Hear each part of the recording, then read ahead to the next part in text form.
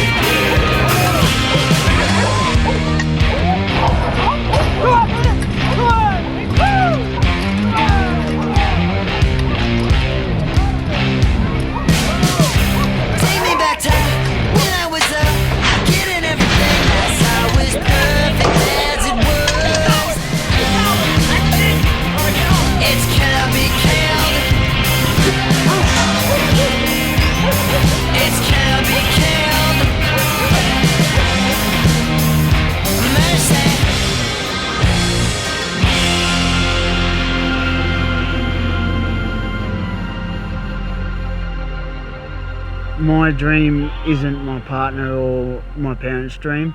So that's the selfish part of putting them through injuries where they didn't think I was ever going to walk again, or knowing if I was going to wake up after surgery. Or that's the selfish side of the sport where, like, because I haven't reached my goals, I keep coming back and they just have to deal with that because my dream isn't their dream. So they know what I'm like and sort of let me do my thing, whatever I think at the time is going to be the best to reach my goals or just to even stay focused. They've been supportive, but it is something in the back of your head, like when you see them hurting over a choice you've made. Like, yeah, it wasn't my choice to get hurt like that, but once you nod your head, you're putting everybody at risk that like that can happen. So I broke my back, my T5, T6 on my back. I've broken, it'd be around 16, 17 ribs. Broken my hands, broken all my fingers. Got stepped on in Europe and I clipped my femoral artery, cut my asshole completely in half. Just injuries on injuries, like more than I was hoping. Because I'm not done yet. The goals that I set out when I started this, I haven't completed, so that's what keeps me coming back. Until I reach like the goals that I set out when I started this, then I won't stop. Or either reach them or it'll kill me.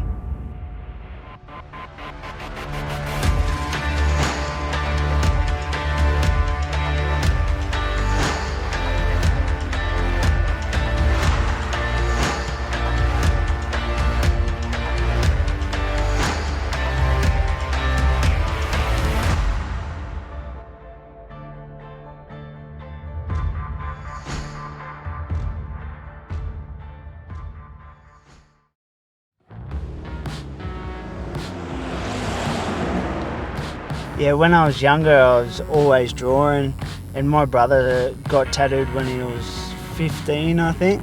And looking up to my brother, and then when he rocked up with a tattoo, I just thought it was the coolest thing ever. And I'd never really seen like that many tattoos in person. Like maybe when the bikies come through, like at the local pub or something, you see a few. hadn't really been around none of my family members until my brother, or no one that I knew had tattoos, and so I thought that was cool. And then around the same time, I was 12 or something, so Miami Ink come like on All-Star, so watching that, and yeah, that sort of really drove the thing that I wanted to become a tattoo artist. And that when I was older, and started tattooing when I was 19, nearly 20, so 31 now, so been tattooing, over 11 years. That's what everyone wants. Like, everybody's riding to try to prove themselves and ride the best stuff they can possibly get on. So once you draw something that has a name and people are talking about, everybody just gets excited. That's what everyone rodeos for. If you have the best thing in the back pens, you know that your chance of winning everything are like extremely high.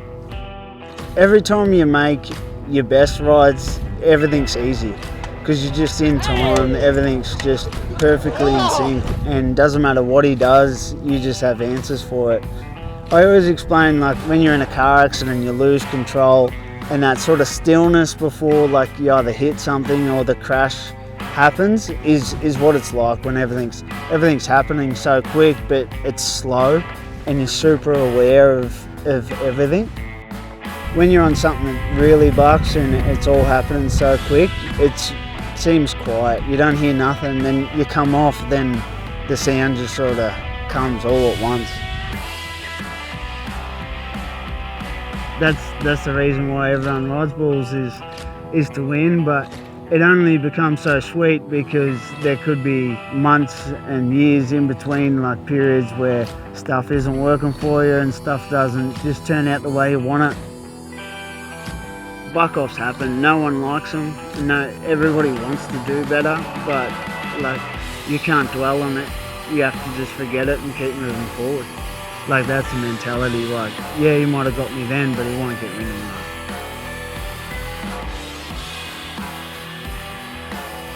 Any bull rider that starts wants to win an Australian title. Once you're an Australian champion, like, you're always an Australian champion.